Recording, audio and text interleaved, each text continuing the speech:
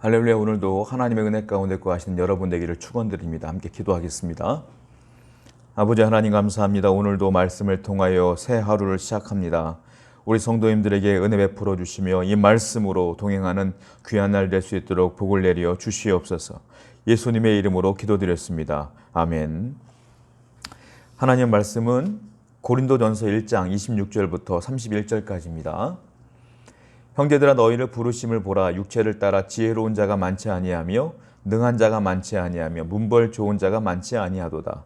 그러나 하나님께서 세상에 미련한 것들을 택하사 지혜에 있는 자들을 부끄럽게 하려 하시고 세상에 약한 것들을 택하사 강한 것들을 부끄럽게 하려 하시며 하나님께서 세상에 천한 것들과 멸시받는 것들과 없는 것들을 택하사 있는 것들을 폐하려 하시나니 이는 아무 육체도 하나님 앞에서 자랑하지 못하게 하려 하심이라.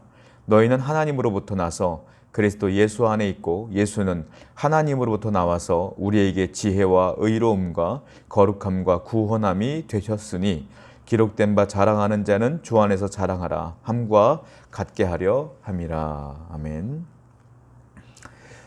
흔히 남들이 갖고 있지 않은 기술을 내가 갖고 있는 것이 있다면 그걸 가지고 뭐라고 말하냐면 특기라고 합니다. 특기. 내가 잘할 수 있는 것.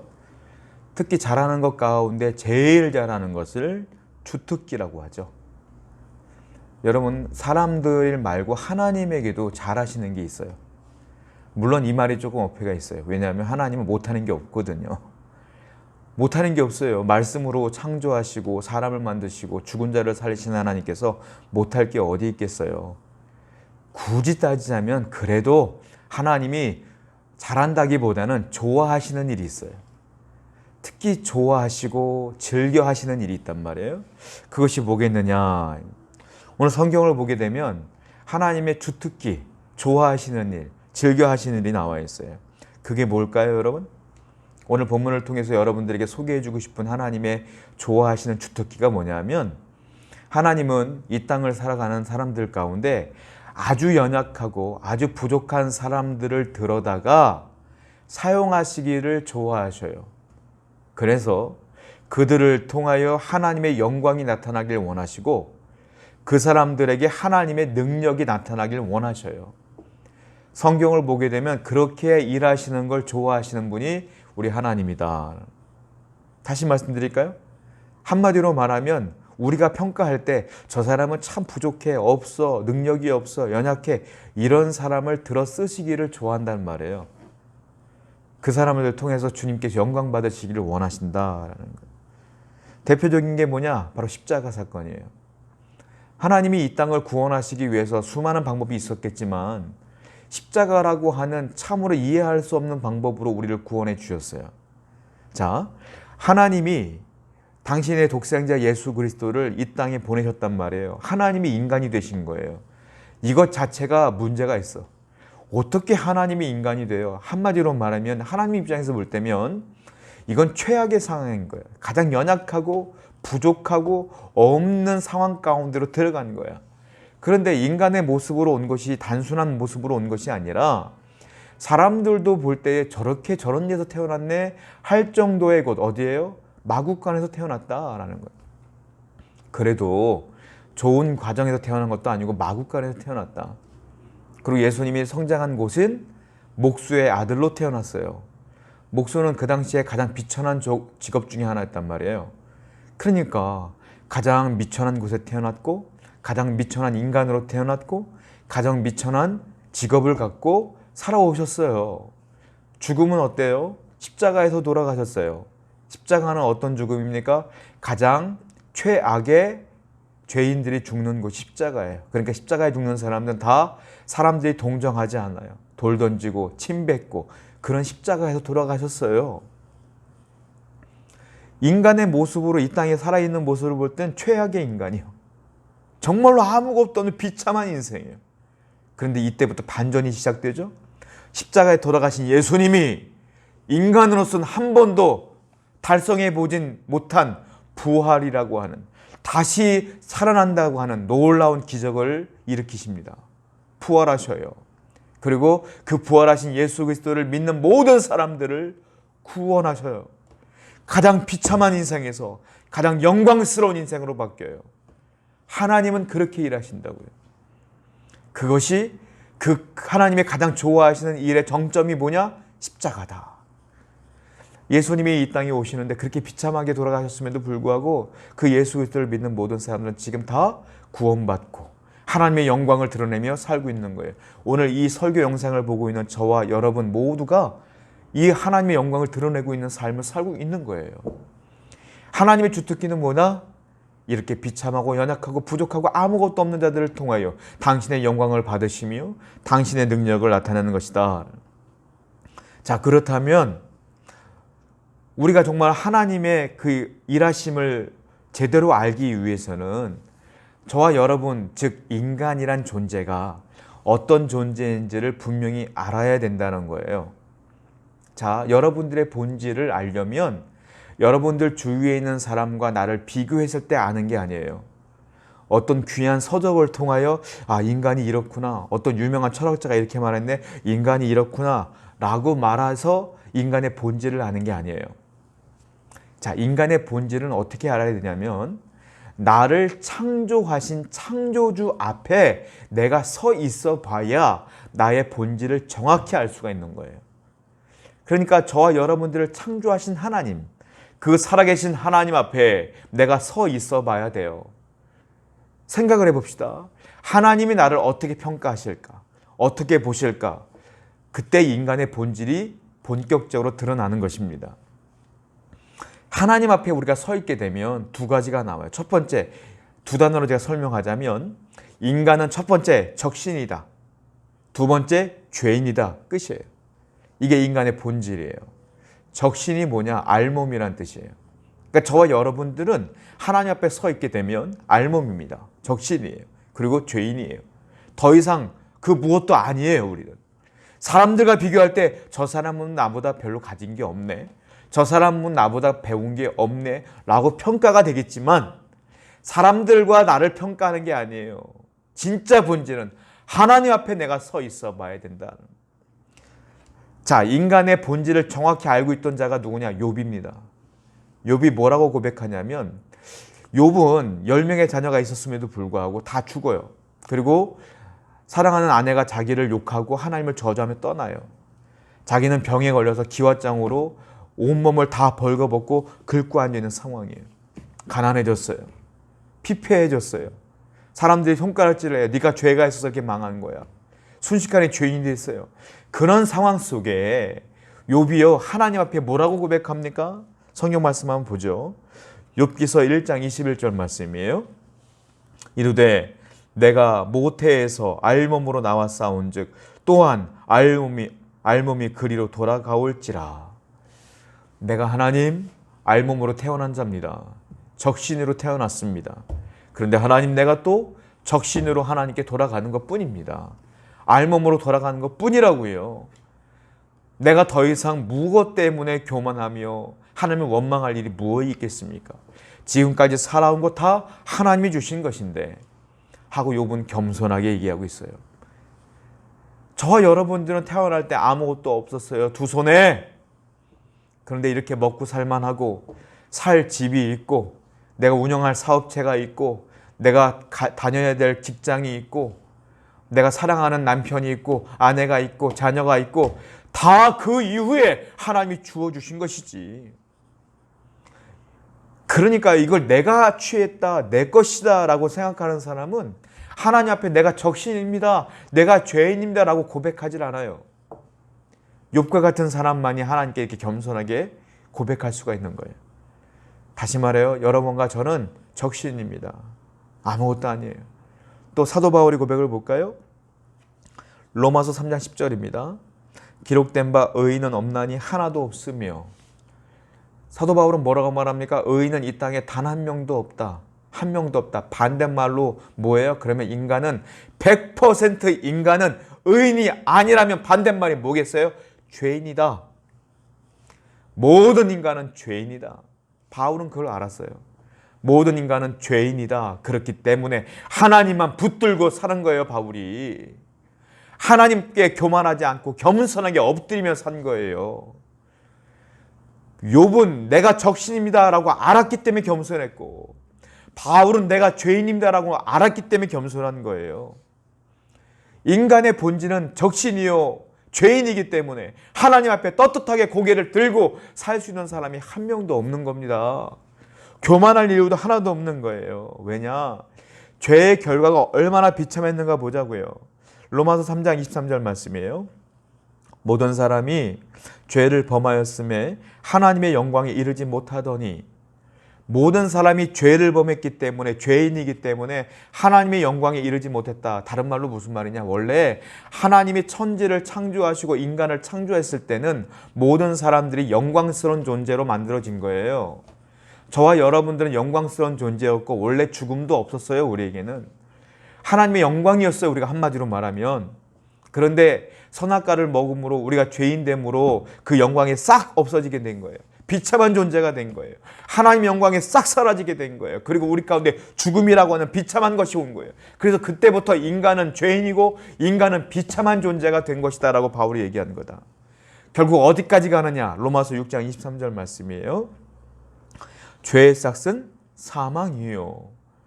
그래서 죄인이 되었기 때문에 우리가 죽는다. 저와 여러분들은 죄인이에요. 세상에 많은 사람들은 죄인이에요. 다 죽었어. 아니요, 살아있는데요? 잘 걸어다니는데요? 우리 직장만 해도 예수 안 믿는 사람들 되게 많은데 다 살아있는데요?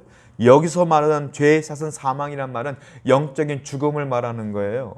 영적인 죽음은 뭐예요? 하나님과 내가 그동안 함께 있었는데 이제는 완전히 분리가 됐다 이 말이에요. 하나님과 나는 함께 할 수 없는 존재가 된 거다. 이제 누구 때문에? 예수 그리스도를 믿어야지만 이제 내가 하나님과 함께 할 수 있는 존재가 된 거예요. 안 믿는 사람은 여전히 죽은 거예요, 지금 영적으로. 그 얘기를 바울이 하고 있는 거예요. 그래서 한마디로 말하면 하나님은 이제부터는, 하나님이 좋아하시는 일은 뭐냐면 이제부터는 교만한 사람을 쓰지 않아요. 겸손한 사람을 써요. 누가 겸손해요? 하나님, 내가 적신입니다. 하나님, 내가 죄인입니다 라고 고백하는 사람이 겸손한 거예요. 그래서 세상적으로 볼 때 그 사람이 연약할지라도 부족할지라도 아무것도 없는 사람일지라도 그 사람이 겸손한 사람이라면 하나님은 교만한 사람을 안 쓰고 이 겸손한 사람을 쓰신다. 이게 하나님의 주특기예요. 저와 여러분들이 하나님께 쓰임받기 위해서는 어떤 사람이 되어야 되겠어요? 겸손한 사람이 되어야 되겠어요. 그 겸손함이 뭐예요? 단순하게 저는 못해요. 사람들 앞에 저는 아무것도 아니에요. 이게 겸손이에요? 그게 성경이 말하는 겸손이 아니에요. 성경이 말하는 겸손은 뭡니까? 하나님, 내가 적신입니다. 내가 죄인입니다. 하나님 없이는 안 돼요 라고 하는 것이 겸손인 거예요. 그런 사람만 쓰신다라는.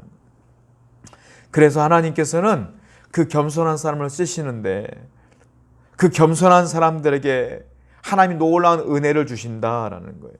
자, 성경을 보겠습니다. 이사야 43장 7절 그리고 21절 말씀을 볼게요. 내 이름으로 불려지는 모든 자 곧 내가 내 영광을 위하여 창조한 자를 오게 하라. 그를 내가 지었고 그를 내가 만들었느니라. 이 백성은 내가 나를 위하여 지었나니 나를 찬송하게 하려 함이니라. 하나님이 겸손한 사람을 쓰시겠다라고 말한 이유가 있어요. 왜? 그래야 하나님의 영광이 드러나기 때문에 그래요. 하나님의 영광이 드러나기 위해서 교만한 사람을 버리시고 겸손한 사람을 쓰시는 거예요. 하나님이 그 겸손한 사람을 위하여 쓰는 게 아니라 그 사람을 통해서 일해야만 하나님의 영광이 드러나기 때문에 그래요. 지금 읽은 말씀 뭐라고 썼습니까? 내가 나를 위하여 지었다. 내 백성들을 나를 찬송하게 하려고 지었다. 쉽게 말하면 하나님이 창조하려고 했던 창조의 목적도 뭐냐면 하나님의 영광을 위해 창조한 거예요. 저와 여러분들을. 그런데 우리가 죄를 짓고 겸손해지지 않다 보니까 내가 나를 높이게 돼. 그러니까 하나님께서 우리 인간들을 죄인이 되게 만든 거죠. 그 교만함이 우리가 죄인이 된 거예요. 창조의 목적도 하나님의 영광을 위해 창조된 거예요. 우리는. 또 성경을 봐요. 에베소서 1장 5절부터 6절. 그 기쁘신 뜻대로 우리를 예정하사 예수 그리스도를 말미암아 자기의 아들들이 되게 하셨으니 이는 그가 사랑하시던 자 안에서 우리에게 거저 주시는 바 그의 은혜의 영광을 찬송하게 하려는 것이라. 그 은혜의 영광을 찬송하게 하려고 우리를 어떻게 했다고요? 우리를 어떻게 했다고요? 부르셨다. 구원해 주셨다. 그래서 하나님은 다 연약한 사람을 좋아하시는 이유가 뭐냐면, 겸손한 자를 좋아하시는 이유가 뭐냐면 하나님의 영광이 그 사람들을 통해 드러나기 원하시기 때문에 그렇다. 또 성경을 봐요. 고린도 교회에 대해서 바울이 이렇게 설명을 해요. 고린도전서 1장 26절 말씀이에요. 형제들아 너희를 부르심을 보라. 육체를 따라 지혜로운 자가 많지 아니하며 능한 자가 많지 아니하며 문벌 좋은 자가 많지 아니하도다. 고린도 교회의 실체를 얘기하는 거예요. 바울이 뭐라고 말합니까? 너희들은 어떤 사람이냐면 육체를 따라 우리가 판단해 보건대, 너희들의 삶을 판단해 보건대 너희들은 지혜로운 자가 많지 않아. 다른 말로 너희들은 못 배웠어 이 말이에요. 또 너희가 능한 자가 많지 않아. 그러다 보니까 능력도 없어 너희들은. 또 뭐라고 말합니까? 문벌이 좋지 않아. 집안이 좋지 않아. 고린도 교회를 구성하고 있는 성도들의 대부분은 많이 못 배웠다. 그리고 가난하다. 그리고 집안이 좋지 않다. 문벌이 좋지 않다. 그런데도 불구하고 하나님이 너희들을 부르신 이유가 있다.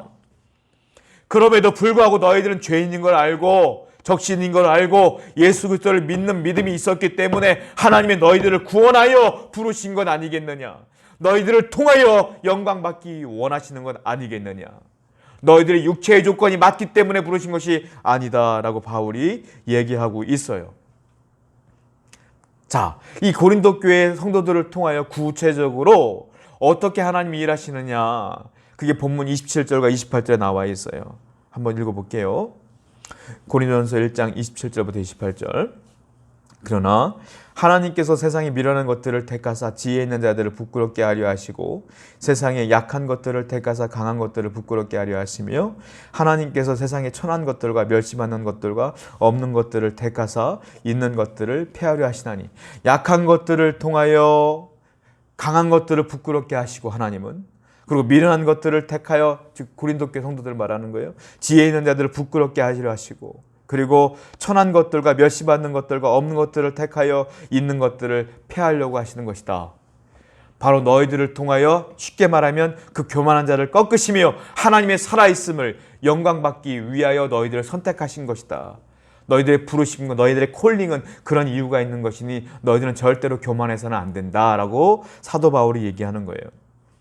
여러분, 겸손한 자들과 교만한 자들의 차이가 뭐겠어요? 겸손한 자들은 하나님의 존재를 인정합니다. 교만한 자들은 하나님의 존재를 인정하지 않습니다.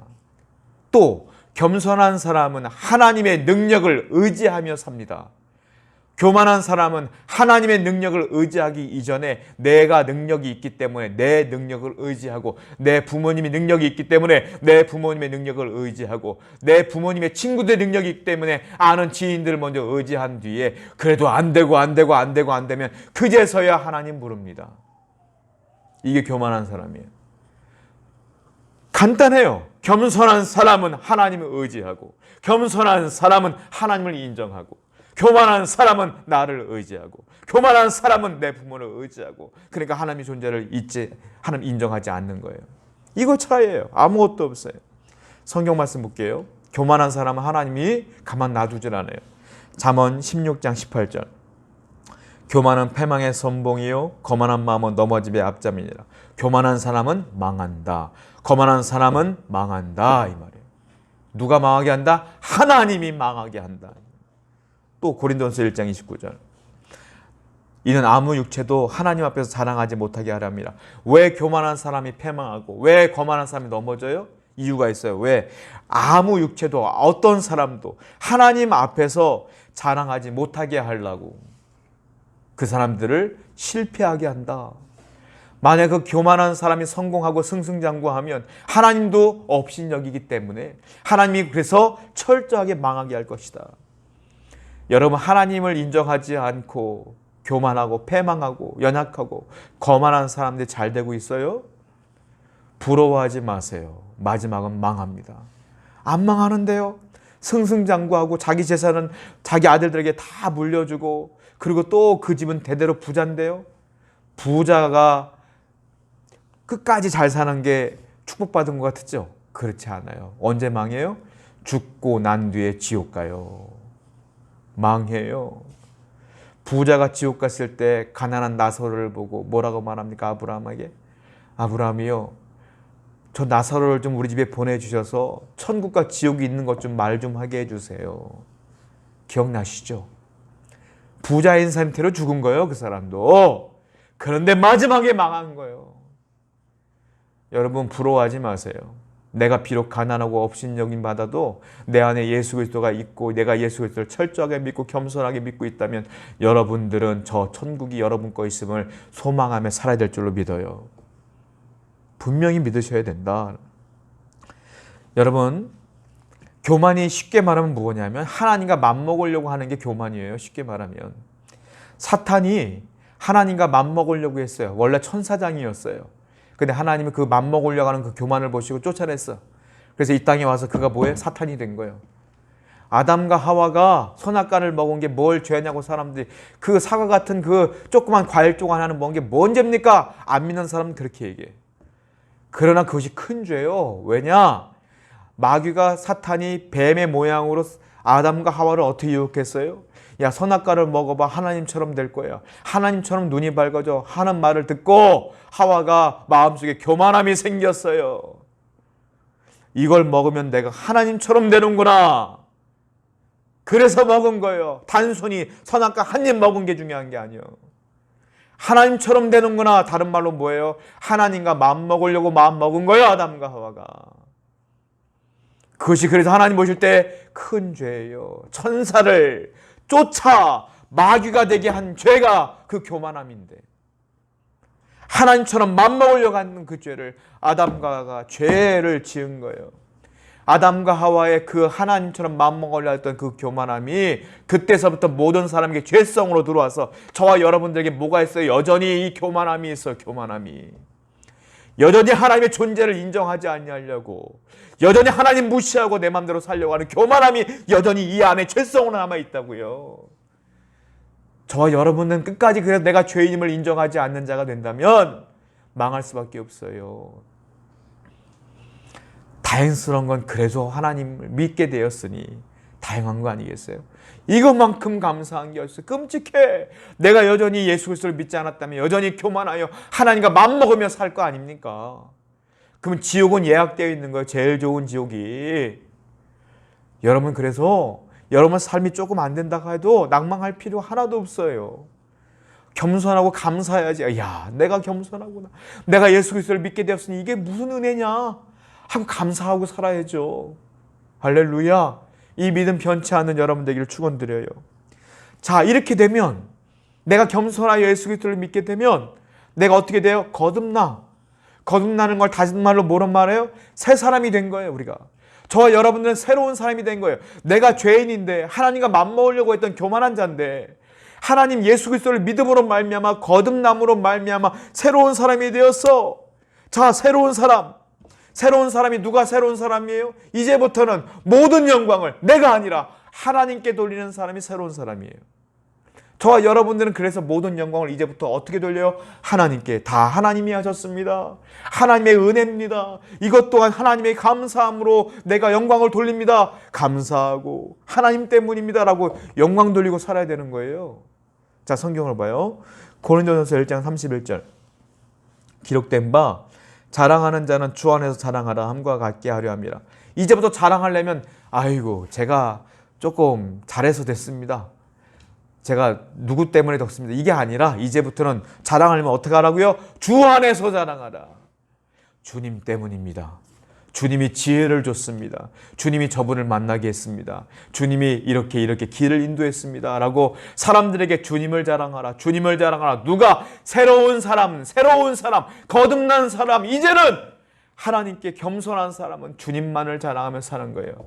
사랑하는 성도 여러분, 주님만을 자랑합시다. 할렐루야. 하나님만을 자랑하시는 여러분 되기를 축원드려요. 자, 잠언서 말씀 볼게요. 잠언 3장 34절 진실로 그는 거만한 자를 비웃으시며 겸손한 자에게 은혜를 베푸시나니. 하나님은 끝까지 나의 자랑을 하는 교만한 사람은 비웃습니다. 하나님이. 그리고 겸손한 자에게 뭐예요? 은혜를 주신대요. 은혜는 마치 물과 같아요. 물이 위에서 아래로 흐르죠. 물이. 은혜는 하나님으로부터 흘러내려오는 거예요. 누구에게? 낮은 자에게. 높은 자에게 물이 흐르지 않아요. 낮은 겸손한 자에게 흐르는 거예요. 하나님의 은혜는. 겸손해야 은혜 받아요. 겸손해야 하나님과 동행해요. 겸손해야 주의 말씀을 들어요. 겸손해야 응답받아요. 겸손해야 하나님의 사랑을 받아요. 은혜 받는단 말이에요. 은혜 받는 것은 겸손한 자에게다. 그럼 구체적으로 이 겸손한 자에게 어떤 은혜를 주실까요? 첫 번째, 구원의 은혜를 주신다. 가장 중요한 은혜입니다. 마가복음 2장 17절 말씀이에요. 예수께서 들으시고 그들에게 이르시되 건강한 자에게는 의사가 쓸데없고 병든 자에게라야 쓸데있느니라. 나는 의인을 부르러 온 것이 아니요 죄인을 부르러 왔노라 하시니라. 예수님께서는 뭐라고 말합니까? 건강한 자에는 의사가 쓸데없다. 아픈 자에게만 쓸데있는 거야. 나는 의인을 부르러 온 것이 아니고 죄인을 부르러 왔다. 의인을 부르러 온 것이 아니다. 이 세상에 의인이 있다 없다? 어떻게 보면 오해할 수 있어요. 의인이 있구나. 그래서 의인을 부르러 온 것이 아니라고 말하잖아. 바울이 뭐라고 했어요? 의인은 없다. 여기서 말하는 예수님 말하는 의인은 진짜 의인이 아니라 스스로 의인이라고 생각하는 교만한 자를 말하는 거예요. 의인은 없어요, 이 땅에. 나는 교만한 사람을 부르는 것이 아니다. 스스로 의인이라고 여기는 교만한 사람을 부르는 것이 아니고 나는 죄인입니다라고 하는 겸손한 사람을 부르러 왔다라는 뜻이에요, 이 땅에. 사람들 스스로 의인이다, 죄인이다 판단 기준이 있어요. 하나님은 이 땅에 분명히 의인이 없다 그랬어요. 그러니까 사람들은 의인이라는 평가 기준이 있어요. 뭐예요? 도덕적으로, 윤리적으로 저 사람보다 뛰어나면 의인이야. 사람들은 그렇게 판단해. 특히 누가 그랬느냐? 유대 지도자들, 바리새인들, 서기관들, 대제사장들.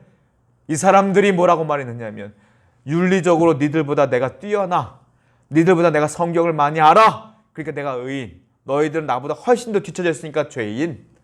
이렇게 평가했단 말이에요. 예수님 뭐라고 말했어요? 그렇게 스스로 의인이라고 여기는 자를 위해서 내가 온 것이 아니라 죄인이라고 여기는 사람들을 위해서 왔다. 아프다고 생각하지 않는 너희들을 온 것이 아니라 아프다고 외치는 자들을 통해서 내가 온 것이다 라고 주님께서 말씀하신 것이다. 마태복음 2장 31절 말씀 보겠습니다.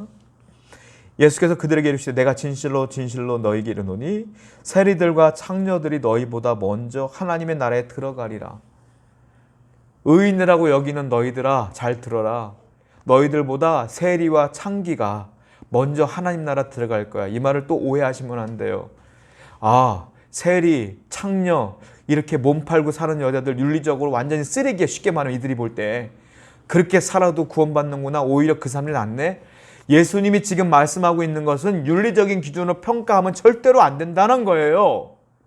무슨 말이냐? 윤리적으로 세리들, 윤리적으로 창녀들이 너보다 나아. 이 말이 아니야, 이거는.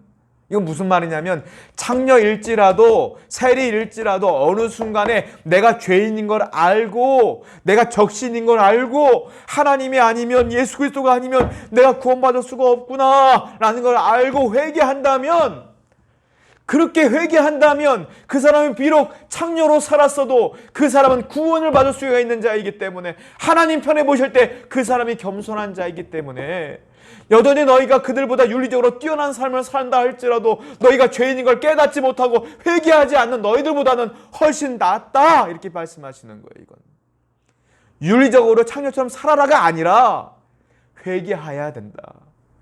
그래야 겸손함으로 은혜 받고 구원받을 수 있는 것 아니겠느냐. 그 말씀을 하시는 거예요. 지금 윤리를 칭찬한 게 아니라는 걸 분명히 알아야 돼요. 죄인인 걸 깨닫는 것이 중요하다는 것을 얘기하고 있는 것이다. 여러분, 죄를 회개한다는 건 어떤 거냐면 내가 하나님 앞에 미달입니다 라고 하는 걸 평가하는 거예요. 점수가 있을 거 아니에요. 하나님 저는 미달이에요. 그 점수를 못 넘겼어요 라고 인정하는 것이 회개하는 거예요. 쉽게 말하면 회개하지 않는 것은 내가 이 정도 점수를 넘겼습니다 라고 하는 생각이 있기 때문에 회개를 안 하는 거예요. 여러분, 제가 굳이 점수로 따지자면 이 땅에 구원받을 만한 의로운 의인이라 칭할 만한 점수가 있다고 보자고요. 자, 예수님이 점수를 정한다는 것은 예수님이 100점으로 살았어. 예수님 100점짜리 인생이야. 그러니까 100점으로 치자고요. 100점을 맞아야 구원받을 만한 의인이야. 윤리적으로. 이해가 되셨죠? 자, 그런데 그 누구도 예수님처럼 100점짜리 인생을 산 사람은 단 한 명도 없어요. 과거에도 지금도 앞으로도 없어. 그러면 윤리적으로 100점을 넘길 수 있는 사람이 없기 때문에 하나님 편에 보실 때는 다 뭐예요? 미달이야, 미달. 그럼 다 구원 받아 못 받아? 못 받아. 그러니까 의의는 없는 거예요. 그런데 사람들끼리는, 학생들끼리는 그러잖아요. 어떤 친구는 10점을 맞았어, 수학을. 어떤 친구는 90점을 맞았어. 10점짜리가 90점을 바라보면 와, 대단하다. 90점짜리가 10점을 바라보면 어쩌면 한심해. 야, 어쩌면 이렇게 공부를 안 했을까? 정말로 공부를 너무 안 하는구나. 자기들끼리는 평가가 돼. 자기들끼리는. 쉽게 말하면 그 당시 유대 지도자들과 바리새인들은 80점짜리 인생이야. 윤리적으로 볼 때. 그런데 나머지 그들이 바라볼 때 세리, 창녀, 그리고 일반 사람들은 5점, 빵점, 10점, 20점, 30점 이렇게 보이는 거야. 그러니까 고개가 빳빳이 들어지고 겸손하지 않고 교만해진 거예요. 다들 나한테 와. 내가 말씀 가르쳐 줄게. 그리고 자기들은 막 의인인 양 행동하고, 그 사람들도 윤리적으로 그들이 뛰어나니까 바리새인님, 뭐 서기관님 이렇게 대우하니까 막 교만해지는 거야. 그런데 하나님 편에 볼 때는 90점도 미달이고 5점도 미달이고 빵점도 미달이고 85점도 미달이고 99점도 미달인 거예요. 다 미달. 다 죄인인 거예요. 하나님 앞에 펴실 때는. 그러니까 우리는 어떻게 돼요? 사람과 비교하면 안 되고 하나님 앞에 폈을 때, 하나님 앞에 서 있을 때 내가 죄인이냐 의인이냐를 봐야지. 왜 사람들과 비교를 하냐고. 왜? 저와 여러분은 다 그래서 뭐예요? 죄인이에요. 교만할 이유 하나도 없어요. 여러분들 재산이 10억이 되든 100억이 되든 1조가 되든 하나님보다 없잖아요. 여러분 천조 가지고 구원받을 수 있어요? 못 받아요. 내가 비록 통장에 100만 원도 없어도 10만 원도 없어도 내 안에 예수 그리스도가 확실하고 주님 아니면 안 됩니다라는 겸손함이 있으면 그 사람이 구원받는 거예요. 여러분 있는 것 자랑하지 마십시다. 남들과 비교해 우쭐해져가지고 우월감을 갖고 살지 마십시다. 없다고 좌절하고 절망하지도 마십시다. 항상 하나님 앞에 서 있는 죄인의 모습으로 겸손함으로 사는 거예요. 없으면 하나님의 능력을 의지하고 사는 거예요. 있으면 이렇게 많이 주셨네요, 하나님. 내가 죄인인데 이렇게 가질 필요가 없잖아요. 주님 돌려드립니다. 하나님께 헌금하고 복음을 위해 헌금하고 없는 사람에게 나눠 쓰고 그렇게 사는 거예요. 뭐 다 내 거니냐. 그렇게 살 필요 없어요. 그것이 하나님의 뜻 아니겠습니까? 프랑스의 파스칼이 팡세라는 글을, 유명한 글을 썼기 때문에 사람들은 팡세가 문인인 줄만 알아요. 그런데 팡세는 그렇지가 않아요. 팡세는 천재 아닙니까? 팡세는 유명한 과학자이기도 했고요. 그리고 철학자이기도 했어요. 그리고 문인이기도 했고 신학자이기도 해요. 대단한 거예요. 문과와 이과를 넘나드는 분이에요. 이분은 천재예요. 그 팡세가 뭐라고 고백했느냐 하면 이렇게 고백을 해요. 나는 세상의 세 단어를 믿지 않는다. 첫 번째 의인, 그리고 위인, 그리고 성인. 이 세 단어는 절대로 믿지 않는다. 이 땅에는 위인도 없고 의인도 없고 성인도 없다. 단지 죄인만 있을 뿐이다. 이렇게 얘기했어요. 성경 말씀을 그대로 인용한 거예요. 여러분, 이 땅에는요, 위인도 없어요. 성인도 없어요. 의인도 없어요. 죄인만 있어요. 여러분들이 존경하는 모든 위인들 다 죄인이요. 가톨릭에서 말하는 모든 성인들 다 죄인이요. 예수님의 엄마 마리아 죄인이요. 다. 예수님 외에는 다 죄인이에요. 다 죄인. 분명히 아셔야 돼요. 이 땅엔 다 죄인이에요. 겸손하게 주님께 은혜를 구하는 자만이 구원을 선물로 받을 수가 있는 겁니다. 두 번째, 그렇게 겸손한 사람에게는 어떤 은혜를 주십니까? 하나님이 그 겸손한 사람을 사용하시는 은혜가 있어요. 교만한 사람 쓰지 않아. 겸손한 사람을 써. 고린도전서 1장 25절 말씀이에요. 하나님의 어리석음이 사람보다 지혜롭고 하나님의 약하심이 사람보다 강하니라. 이거는 말도 안 되는 말씀인데 하나님이 이해를 돕기 쉽게 하려고 바울을 통하여 이렇게 말하는 거예요. 하나님의 어리석음이 어디 있겠어요? 하나님은 어리석지 않아요. 그런데 굳이 이렇게 말하는 것은 하나님이 아무리 어리석을지라도 하나님의 컨디션이 안 좋아서 미련할지라도 이 땅의 인류 중에 가장 IQ가 뛰어난 그 사람보다도 뛰어나다 이 말이에요. IQ가 아무리 200이 넘고 300이 넘어도 아무리 뛰어나도 하나님이 컨디션이 안 좋아서 아무리 미련한 그 타이밍일지라도 하나님을 능가할 수 없다. 바울이 그만큼 하나님의 능력을 말하기 위해서 이렇게 이해하기 쉽게 표현한 것뿐이에요. 하나님이 이런 적이 없죠. 쉽게 말하면 이거예요. 인간으로 따지자면 제가 수학기호로 굳이 말하자면 자, 인간이 1부터 10까지 있어요. IQ를 따지면 1위인 사람이 제일 안 좋은 거야. 10위인 사람이 IQ가 이제 천재라고 불리는 사람이에요. 자, 1 하나님은 무한대. 하나님 능력이 무한하니까. 1 마이너스 무한대는 답은 마이너스 무한대예요. 1 플러스 무한대도 플러스 무한대예요. 그렇죠? 자, 천재를 비교해 보자고요. 10 마이너스 무한대도 마이너스 무한대예요. 10 플러스 무한대도 플러스 무한대야. 왜? 아무리 10이 숫자가 1부터 10 중에 제일 큰 숫자일지도 무한대보다 작거든. 그러니까 무한대예요, 그냥. 인간이 아무리 IQ가 뛰어나고 천재일지라도 하나님 앞에서는 그냥 1부터 10 중에 아무것도 아닌 거예요. 근데 사람들은 뭘 잘했다고 그렇게 하나님 앞에 고개를 빳빳이 드는지 모르겠다 이거죠. 바울이 말하는 건 겸손해라. 고린도전서 4장 7절. 누가 너를 남달리 구별하였느냐? 네게 있는 것 중에 받지 아니한 것이 무엇이냐? 네가 받았은즉 어찌하여 받지 아니한 것 같이 자랑하느냐? 네가 갖고 있는 거 다 받은 거야. 누구로부터? 하나님으로부터. 너는 원래 적신이었잖아. 알몸으로 왔잖아. 근데 너에게 하나님이 좋은 부모님 주신 거야. 하나님이 좋은 부모님 주셨고 너에게 태어날 때부터 좋은 가정 주셔서 너가 좋은 물질을 갖고 소유하고 살아간 거야. 그것이 씨앗이 되어서 너가 이렇게 사업장도 운영하고 좋은 직장도 가고 많이 배우고 유학도 갔다 오고 그래도 너가 지금 이렇게 많이 배우고 집도 사고 돈도 벌고 이렇게 하는 거 아니야. 그거는 네가 처음부터 있었던 것이 아니라 하나님이 주신 것 네가 받은 거잖아. 근데 어찌하여 받은 건데 네 거인 양 자랑하냐라고 말하는 거예요, 바울이. 다 받은 건데. 여러분 갖고 있는 거 다 받은 거예요. 하나님이 가져가려고 마음먹으면 다 가져가요. 여러분, 제가 알고 있는 사업하시는 분들 무너지는 거 한순간이더라고요. 그냥 한순간에 와르르 무너져. 직장 생활하다가 좋은 직장 다니다가요.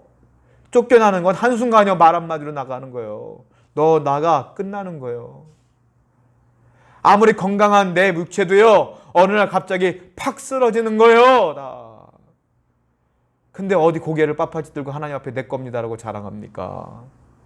겸손 주신 겁니다. 건강도 주신 겁니다. 물질도 주신 겁니다. 자녀도 주신 겁니다. 건강도 주신 겁니다. 이것도 주신 겁니다. 이렇게 겸손하게 하나님의 영광을 드러내며 살아라 이거예요. 잠언 29장 23절. 사람이 교만하면 낮아지게 되겠고 마음이 겸손하면 영예를 얻으리라. 교만한 사람은 하나님이 꺾어서 던져버린다. 낮게 만든다. 그러나 겸손한 사람은 그에게 영예를 준다. 왜? 그 사람이 늘 하나님의 영광을 드러내니까 하나님은 영광 더 받고 싶어서 더. 지위가 높다고 교만한 게 아니에요. 지위가 높아도 겸손하면 하나님의 영광을 드러내면 더 높여줘. 물질이 많다고 다 교만한 거 아니에요. 물질이 있어도 하나님 겁니다라고 고백하면 더 줘. 부자 되는 방법 다 하나님 겁니다라고 인정해요. 그럼 하면 더 줘. 그 말이에요 지금. 근데 교만하면 낮춰줘. 겸손하면 더 주는 거예요. 계속 그렇게 말씀하시는 거예요. 부자가 다 나쁜 게 아니에요. 겸손해야 된다는 거죠. 또 야고보서 4장 10절. 주 앞에서 낮추라. 그리하면 주께서 너희를 높이시리라. 낮춰라. 높이신다. 그러니까 겸손한 자를 높이시는 건 진짜 복이에요. 그런데 교만한데 높아졌다 언제 쓰러질지 모르는 거예요. 그러니까 겸손하세요. 겸손한 낮은 자에게는 하나님이 복을 주셔. 그 복은 절대로 넘어지지 않고 쓰러지지 않는 복이야. 여러분들이 끝까지 겸손하기만 하면. 바다에 사는 물고기 중에 상어가 있죠. 상어는 여러분도 아시나 모르겠지만 물고기 중에 불에가 없는 물고기가 상어입니다. 불에가 있어야 물고기는 물에 떠요. 근데 상어란 물고기는 불에가 없어요. 그래서 태어남과 동시에 물 속에 쑥 가라앉아요.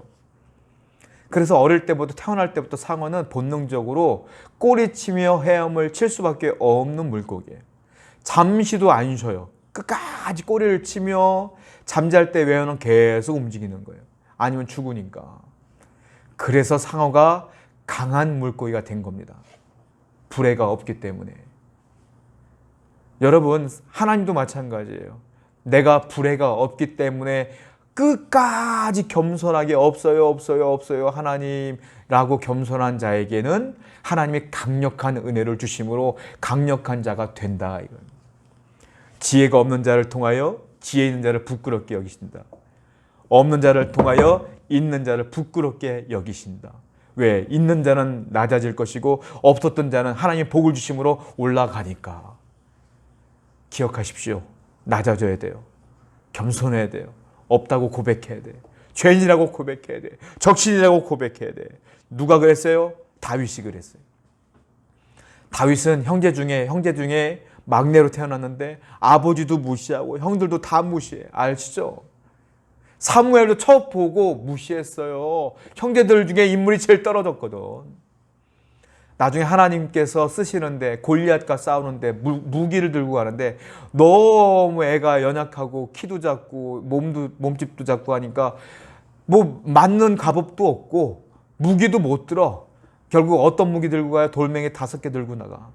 누구하고 싸우는데? 골리앗과 싸우는데. 골리앗은 그 당시 최고의 장군이고 이스라엘을 통하여 싸울 만한 장군이 없어. 이스라엘도. 그 당시 전 세계 최고의 장군이 골리앗이에요. 골리앗은 큰 칼을 들고 딱 서 있는데 그 골리앗과 싸우려고 돌멩이 5개 들고 나오는 거예요. 그런데 눈빛에 흔들림이 없어. 떨림이 없어. 덜덜덜 떨질 않아. 왜 그럴까요? 다윗이 이렇게 고백해요. 사무엘상 17장 45절. 다윗이 블레셋 사람에게 이르되 너는 칼과 창과 단창으로 내게 나오거니와 나는 만군의 여호와의 이름 곧 네가 모욕하는 이스라엘 군대의 하나님의 이름으로 내게 나아가노라. 다윗에게는 돌멩이는 그냥 아무것도 아니에요. 다윗에게는 칼이 없어도 돼. 갑옷이 없어도 돼. 뭐라고 말해요? 네가 나를 무시하지? 아니, 내 하나님을 무시하지?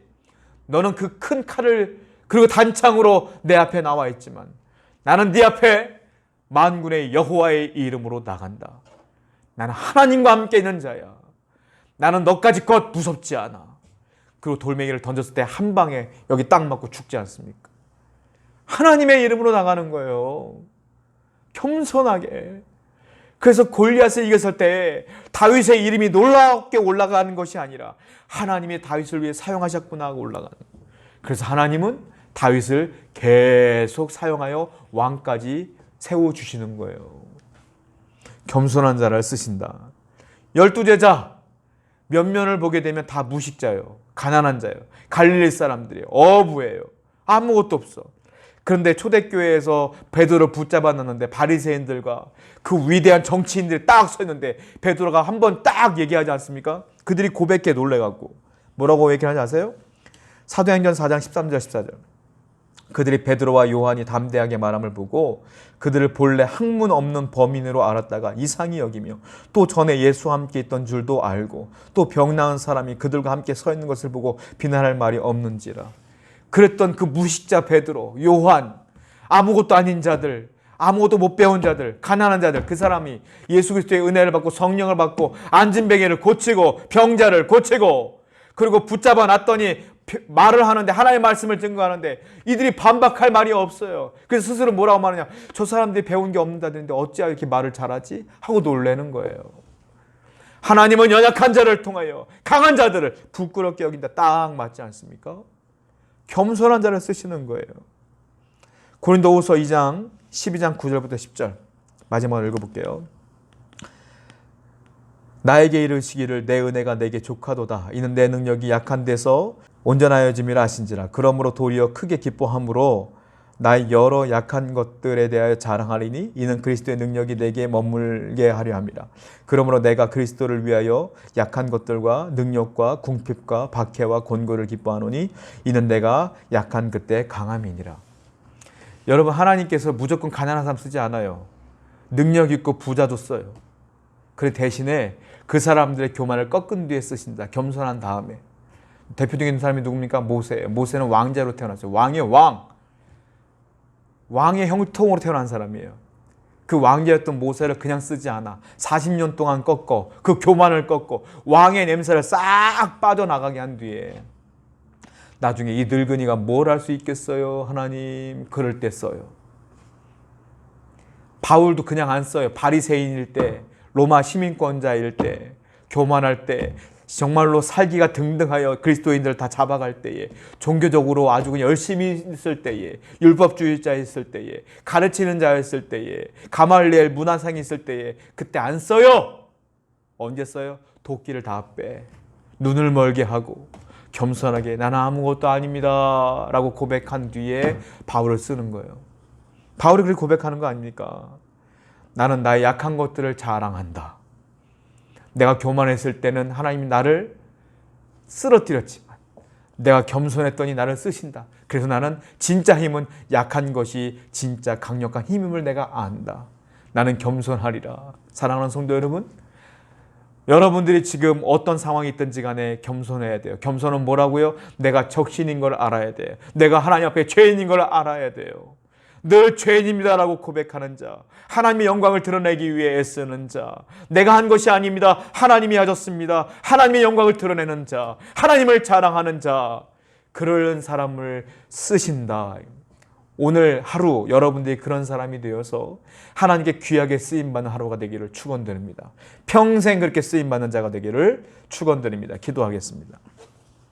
하나님, 우리 성도님들이 겸손한 자가 되길 원합니다. 하나님 앞에 죄인인 걸 늘 깨달아, 알몸인 걸 늘 깨달아 하나님 도와주십시오. 하나님의 능력을 의지하며 살아가는 자가 될 수 있도록 인도하여 주옵소서. 오늘도 하루 시작할 때 하나님의 도우심으로 하루를 시작하시는 귀한 성도님들 될 수 있도록 복 내려 주옵소서. 예수님의 이름으로 기도드렸습니다. 아멘.